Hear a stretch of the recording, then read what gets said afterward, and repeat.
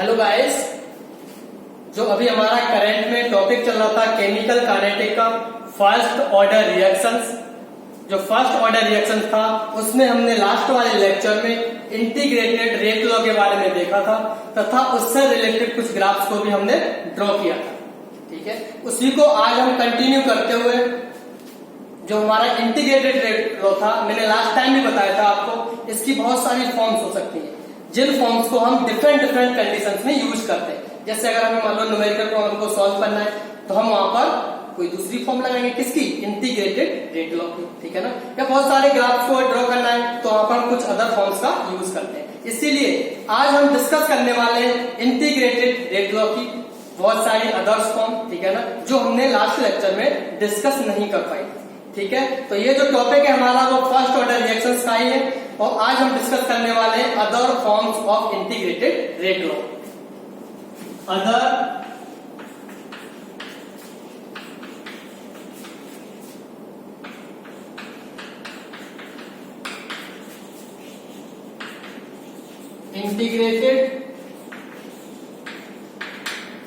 Integrated rate laws की जो बहुत सारी अदर फॉर्म है हम आज उसको डिस्कस करेंगे। ठीक है ना, तो हम अभी जो है वो फर्स्ट फॉर्म डिस्कस करने वाले हैं, फर्स्ट फॉर्म। और ये वाली जो फॉर्म है इसको हम यूज करेंगे कहां पर? न्यूमेरिकल प्रॉब्लम्स को सॉल्व करने के लिए। अभी एग्जाम में जैसे बहुत सारे क्वेश्चंस आते हैं फर्स्ट ऑर्डर रिएक्शन से रिलेटेड, तो उससे रिलेटेड अगर हमें क्वेश्चंस को सॉल्व करना है तो हम वहां पर इस फॉर्म का यूज करेंगे। ठीक है ना, यूज टू सॉल्व न्यूमेरिकल्स। तो इस वाली फॉर्म का हमें यूज करना है कहां पर? जो न्यूमेरिकल प्रॉब्लम्स होंगी उनको सॉल्व करने के लिए। ओके, हमने last time integrated rate law को ड्राइव किया था, उससे रिलेटेड हमने एक इक्वेशन को देखा था। वो इक्वेशन कौन सी थी? वो इक्वेशन हमारे पास थी लॉग बेस इसका 10 a equal to log 10 a0 minus kt upon 2.303। ये वाली फॉर्म थी बेस 10 में जो हमने इक्वेशन बनाई थी इंटीग्रेटेड रेट लॉ। ठीक है ना, अब इसी इक्वेशन में हम क्या करेंगे, ये वाला जो टर्म है उसको इधर लेके आ गए तो क्या हो जाएगा? kt डिवाइडेड बाई 2.303 और ये वाला जो टर्म है हम इसको इधर लेके चले गए तो ये लॉग इसका बेस कितना है? 10 a0 इधर लेके जाएंगे तो हो जाएगा लॉग बेस इसका 10 रहेगा और ये a। ठीक है, तो यहां तो हो गया हमारा। अब क्या कर सकते हैं, हमें ये पता है log a minus log b होता है तो क्या कर सकते हैं? लॉग a अपॉन b, तो डिवाइड में हो जाता है। ठीक है ना, तो इस वाले टर्म को हम ले सकते हैं क्या? लॉग बेस 10 और a0 डिवाइडेड बाय a।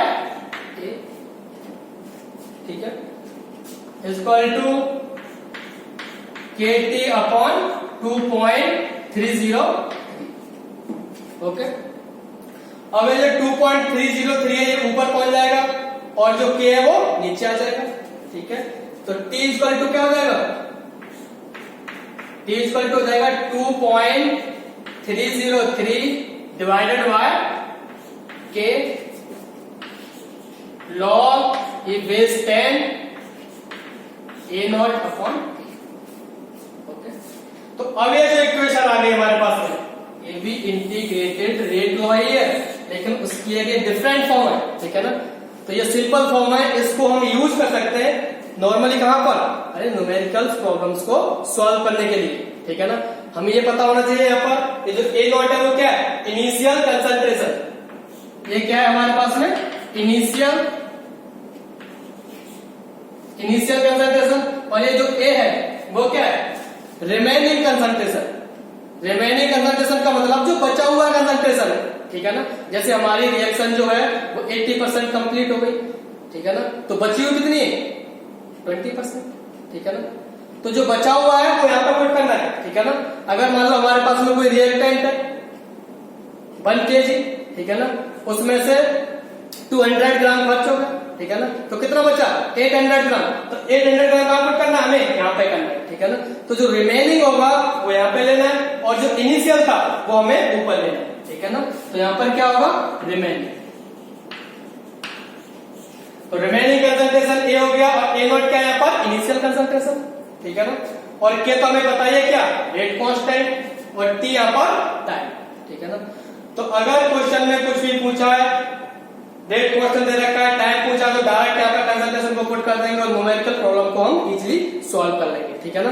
तो इस इक्वेशन को याद रखना है हमें, क्योंकि क्वेश्चन को सॉल्व करने के लिए हमें ये इक्वेशन याद होनी चाहिए, ठीक है ना। अगर इसको भूल जाएंगे तो नॉर्मली क्वेश्चन को इतनी इजीली सॉल्व हम नहीं कर सकते, ठीक है ना। तो इसको तो हमें यूज करना है कहां पर, सॉल्व द न्यूमेरिकल प्रॉब्लम्स। एक और इसकी फॉर्म है उसको भी डिस्कस कर लेते हैं। सेकेंड फॉर्म इसकी,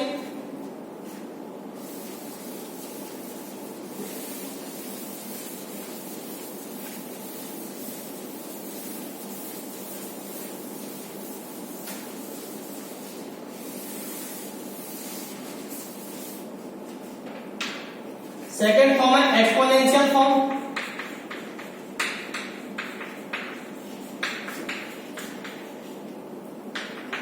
एक्सपोनेंशियल फॉर्म, इस फॉर्म का ज्यादा यूज केमिस्ट्री में नहीं होता है, लेकिन फिर भी इससे ग्राफ वगैरह से पूछ लेते हैं, ठीक है ना।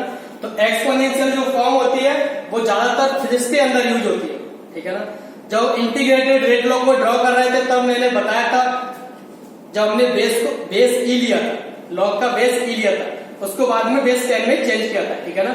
तो लॉग ई के अंदर इंटीग्रेटेड रेट लॉ था, वो कुछ ऐसे आ रहा था, log base E A log base E A not minus A T, ये इक्वेशन थी। मैंने बोला भी था इस इक्वेशन को हम आगे यूज करने वाले हैं, बहुत सारे जो फॉर्म को एक्सप्लेन करेंगे उस टाइम पर, ठीक है ना। तो ये हमारे पास फॉर्म आ गए। अब ये वाला जो टर्म है हम इधर ला के सकते हैं इसको, तो ये क्या हो जाएगा log E A minus log base E A not कल टू माइनस के टी, ठीक है ना।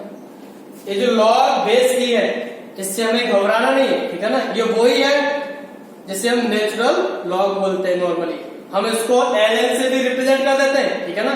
ln का मतलब उसका जो बेस है वो क्या है ई, ठीक है ना। तो अब यहाँ पर भी दो क्या हो गया log a minus log b, वही वाली फॉर्म बन गई। तो इसको भी क्या लिखेंगे log a अपॉन b वाली फॉर्म में, तो ये क्या हो जाएगा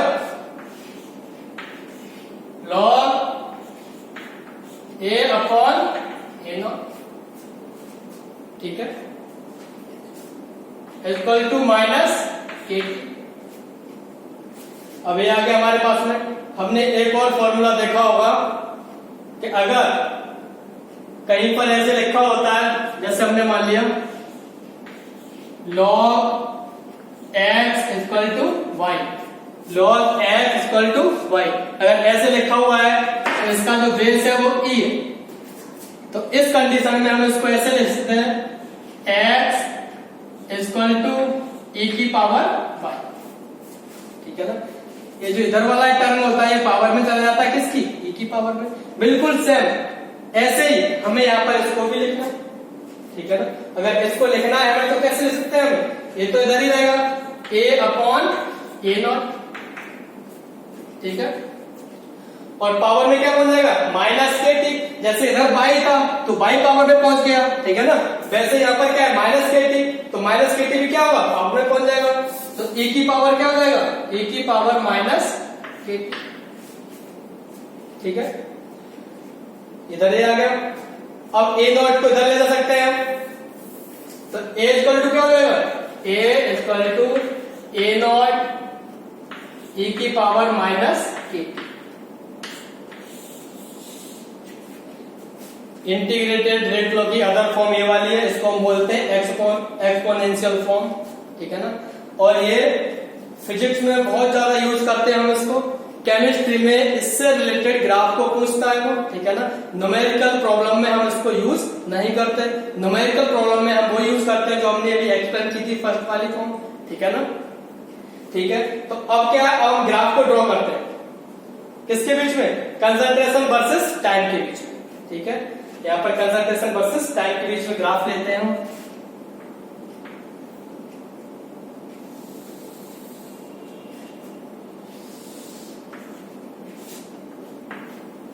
यहाँ पर हमने कंसंट्रेशन ले लिया, मतलब ए का कंसंट्रेशन ये ले लिया हमने यहाँ पर, ठीक है। और ये टाइम के बीच में खींच रहे हैं हम, तो टाइम हमने यहाँ पे ले लिया, ठीक है। ये कंसंट्रेशन हो गया और ये टाइम हो गया। अब देखो, अगर हम यहाँ पे टाइम 0 कर देते हैं, मतलब टाइम को हमने क्या किया, 0 कर दिया। इनिशियल अगर टाइम कर देंगे यहाँ पर टाइम इक्वल टू 0, जैसे ही टाइम हम यहाँ पे 0 पुट करेंगे, पूरी वैल्यू क्या होगी यहाँ पर, ये 0 हो जाएगी, ऊपर वाली माइनस के टी है, पूरा क्या टर्म होगा, 0 हो गया। अब e की पावर क्या हो जाएगी, 0 हो जाएगी। अगर e की पावर 0 हो जाएगी, इसका मतलब ये पूरा जो इतना पोर्शन है वो क्या हो जाएगा, 1। तो a की वैल्यू कितनी आएगी, a0। मतलब टाइम अगर 0 है, ठीक है ना, तो जो कंसंट्रेशन होगा a का वो कितना हो जाएगा, a0, ठीक है। ऐसे ही अगर हमने t को लिख दिया इनफाइनाइट, अगर टाइम को इनफाइनाइट कर देंगे तो इतनी वैल्यू हो जाएगी, इनफाइनाइट वैल्यू हो जाएगी। मतलब ये माइनस लगा हुआ है, जैसे ही माइनस दिखाई देगा ये वैल्यू जो है वो अपॉन में पहुंच जाएगी, मतलब a0 अपॉन e की पावर इनफाइनाइट। तो इसकी वैल्यू क्या आएगी, इनफाइनाइट आएगी। तो इस कंडीशन में अगर क्या होगा, अगर टाइम को हम इनफाइनाइट करते हैं तो जो कंसंट्रेशन होगा वो कितना हो जाएगा, कंसंट्रेशन कितना हो जाएगा, 0, ठीक है ना। अरे इनफाइनाइट अगर किसी में इन्फिनिटी के डिवाइड करेंगे तो क्या आएगा, 0 है, ठीक है। तो इनिशियली हमारा क्या था, यहाँ पर जब टाइम 0 था तो उस कंडीशन में यहाँ पर ये इंटरसेप्ट होगा a0, ठीक है। अब हमें ये तो दिख रहा है, ये जो इक्वेशन है वो स्ट्रेट लाइन की इक्वेशन नहीं है, फिर किसकी इक्वेशन है, हम पहले ही देख चुके हैं, ये एक एक्सपोनेंशियल फॉर्म है, मतलब ये एक्सपोनेंशियल इक्वेशन है, ठीक है ना। तो इसका जो ग्राफ आएगा वो स्ट्रेट लाइन में तो आएगा नहीं, ठीक है ना। लेकिन हमें ये भी दिख रहा है कि टाइम जैसे जैसे बढ़ रहा है वैसे कंसंट्रेशन भी कम होता जा रहा है। तो जो हमारा ग्राफ है वो स्ट्रेट लाइन में ना आके कुछ ऐसे जाएगा,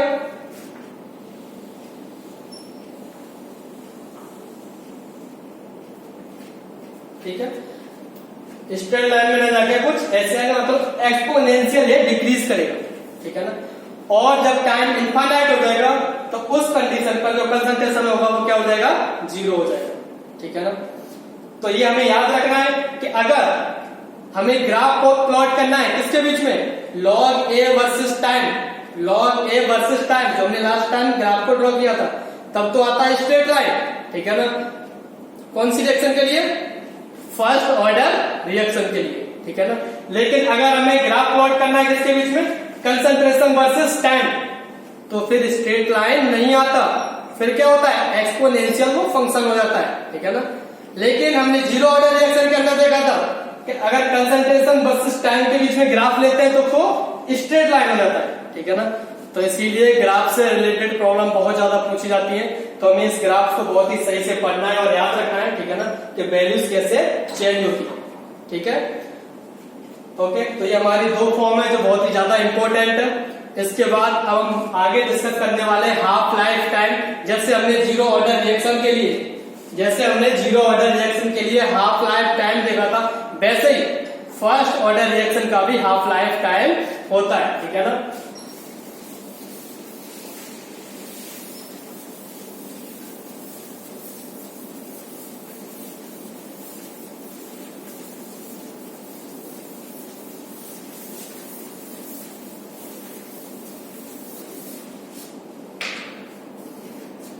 अब डिस्कस करने वाले हैं हम हाफ लाइफ टाइम। इसको हम रिप्रेजेंट करते हैं किससे, अरे हमें पहले से ही पता है ना, इसको रिप्रेजेंट करते हैं हम टी हाफ से, ठीक है ना। तो हाफ लाइफ टाइम इसको रिप्रेजेंट करते हैं हम टी हाफ से। अब लास्ट टाइम हमने देखा था हाफ लाइफ टाइम होता क्या है, the time in which reaction complete 50%, ठीक है ना। वो टाइम जिस टाइम के अंदर जो हमारी रिएक्शन है वो 50% कंप्लीट हो जाती है, उसी को हम बोलते हैं half life time. The time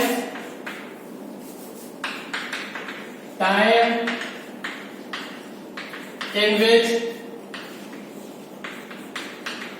reaction completes 50%. Time in which reaction complete 50%. अगर हमारी रिएक्शन 50% कंप्लीट हो जाएगी तो उसी को बोल देते हैं हाफ लाइफ टाइम. ठीक है. तो अभी हम जब न्यूमेरिकल प्रॉब्लम को सॉल्व करने वाली इक्वेशन हमने देखी थी, उसी इक्वेशन का हमें यहाँ पर यूज करना है. ठीक है ना. हाफ लाइफ टाइम, अगर हमने टाइम जो है वो मान लो टी हाफ ले लिया. ठीक है. तो जो कंसंट्रेशन होगा ए का वो कितना हो जाएगा, ए नॉट तो इनिशियल था, अब हाफ हो गया तो ए नॉट डिवाइडेड बाय 2. ठीक है. तो कंसंट्रेशन तो हमारा हाफ हो गया. अब हमें वही इक्वेशन यूज करनी है. कौन सी? अरे जो इक्वेशन हमने अभी ड्राइव की थी, किसके लिए? न्यूमेरिकल प्रॉब्लम्स को सॉल्व करने के लिए. तो वो इक्वेशन कौन सी थी? T equal to 2.303 divided by K log A naught divided by T. ठीक है. तो टाइम हमारा कितना हो गया? T half. तो टाइम तो हम लिख सकते हैं यहां पर T हाफ. ये हो गया 2.303 और ये K log A नॉट. अब ये जो A है वो क्या है? Remaining concentration. अरे आधा तो खर्च हो गया, अब बचा कितना? आधा बचेगा. तो A की जगह पे क्या लिख देंगे हम? A naught divided by 2. A naught divided by 2. अब ये 2 जो है वो तो ऊपर पहुंच जाएगा और A नॉट से A नॉट कट हो जाएगा. ठीक है ना. तो क्या वैल्यू आएगी हमारे पास में? T half equal to 2.303 divided by K और log 2. ठीक है. तो अब ये जो log 2 आ गया, log 2 की वैल्यू हमें पहले से पता है कितनी होती है? 0.3010. यहां पे हम इसको पुट कर देंगे तो T half equal to 2.303 divided by K और ये तुम्हारे पास में क्या है? log 2. इधर ले लेते हैं उसको. T हाफ 2.303 इंटू log 2 की वैल्यू मैंने बताई थी कितनी? 0.3010. तो ये तो हो गया 0.3010 और डिवाइडेड बाय T. ठीक है. दोनों का मल्टीप्लाई करेंगे तो जो T हाफ होगा वो आ जाएगा 0.693 डिवाइडेड बाय T. ठीक है ना. 0.693 डिवाइडेड बाय T. K यहाँ पर get constant, T half life time, 0.693 valuable constant है. ठीक है ना. तो अब इस इक्वेशन से हमें ये तो पता लग गया कि जो फर्स्ट ऑर्डर रिएक्शन का हाफ लाइफ टाइम होता है वो कंसंट्रेशन पर डिपेंड बिल्कुल भी नहीं करता. अरे कंसंट्रेशन ज्यादा हो या कंसंट्रेशन कम हो, उससे फर्स्ट ऑर्डर रिएक्शन के हाफ लाइफ टाइम पर कुछ भी इफेक्ट पड़ने वाला नहीं है. ठीक है ना. क्योंकि यहाँ पर कंसंट्रेशन टर्म कुछ है ही नहीं, दोनों ही क्या है? कांस्टेंट है. ठीक है ना. लेकिन ऐसा जीरो ऑर्डर रिएक्शन के अंदर नहीं होता था. जो जीरो ऑर्डर रिएक्शन हम पढ़ा रहे थे उस टाइम पर तुमने देखा था जो हाफ लाइफ टाइम था वो डायरेक्टली डिपेंडेंट कर रहा था किस पर? कंसंट्रेशन पर. ठीक है ना. तो इसीलिए जो फर्स्ट ऑर्डर का रिएक्शन का जो हाफ लाइफ टाइम होता है वो कंसंट्रेशन पर डिपेंड नहीं करता. कंसंट्रेशन ज्यादा लेंगे फिर भी वही रहेगा, कंसंट्रेशन अगर कम ले फिर भी हाफ लाइफ टाइम वही रहेगा. ठीक है ना. तो ये फॉर्मूला जो है वो बहुत ही ज्यादा इंपॉर्टेंट है फर्स्ट ऑर्डर रिएक्शन का, अगर हमें हाफ लाइफ टाइम को कैलकुलेट करना है तो. ठीक है ना. तो इसको याद रखना है, ये कांस्टेंट वैल्यू होती है 0.693 डिवाइडेड बाय K. ओके. इससे जो रिलेटेड न्यूमेरिकल्स होंगे वो हम आगे लेक्चर में सॉल्व करने वाले हैं. ठीक है ना. तो अब जो आगे हमारा ये तो हो गया हाफ लाइफ टाइम. एक और टर्म होता है उसको हम बोलते हैं लाइफ टाइम. एक और जो टर्म होता है उसको बोलते हैं हम life time.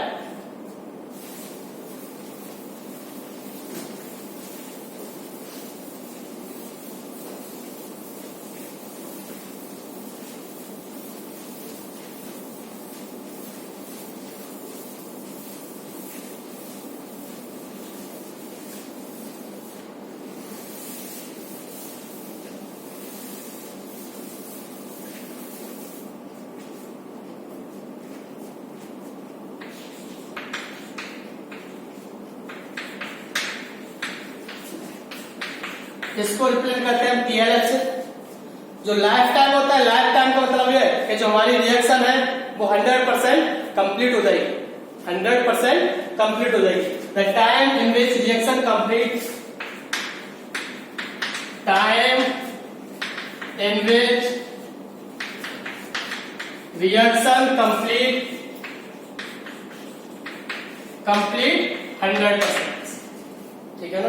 The time in which reaction complete 100%। अभी हमने जो फर्स्ट ऑर्डर का लिया था हमने, जैसे हमने टाइम हो गया वो कितना हो जाएगा, वो तो T हो गया, पूरा कंप्लीट हो गया, ठीक है ना। इसको हम बोल देंगे TLF। और जो कंसंट्रेशन होगा बचेगा, कितना बचेगा, 0 बचेगा। और फर्स्ट ऑर्डर की रिएक्शन जो थी हमारे पास में क्या थी, जो इक्वेशन थी 2.303 divided by K log A0 divided by K। अब एक ही जगह क्या रख देंगे, हम 0 रख देंगे। तो T इक्वल टू क्या आएगा, 2.303 divided by K log A0 divided by G। और इसको बोल देंगे TLF, लाइफ टाइम, ठीक है ना। तो जैसे ही 0 से हम इसको डिवाइड करेंगे तो पूरा टर्म क्या हो जाएगा, इनफाइनाइट हो जाएगा। तो जो T होगा, जो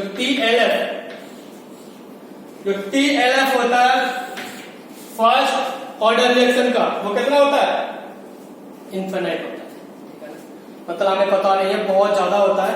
ये जो रिएक्शन है कभी भी खत्म ही नहीं होती, इसीलिए हम बोलते हैं इनका जो लाइफ टाइम होता है वो इनफाइनाइट होता है, ठीक है ना। तो हमें याद रखना है जो 0 ऑर्डर रिएक्शन थी ऐसा नहीं था, ठीक है ना। लेकिन फर्स्ट ऑर्डर रिएक्शन में जो लाइफ टाइम होता है वो इनफाइनाइट होता है, ठीक है ना। तो हाफ लाइफ टाइम जो होती है वो कंसंट्रेशन पर डिपेंड नहीं करती, ठीक है ना। ये कुछ हमारे इंपॉर्टेंट टॉपिक्स थे जो हमने आज डिस्कस किए। अब नेक्स्ट वाले लेक्चर में हम कुछ न्यूमेरिकल्स को डिस्कस करेंगे, ठीक है ना। तो रेडी रहिए, पढ़ते रहिए सही से, ठीक है ना। और कोई प्रॉब्लम आए तो कमेंट बॉक्स में आप लिख दिया करो, हम उसका सॉल्यूशन जरूर देंगे। Okay, thank you.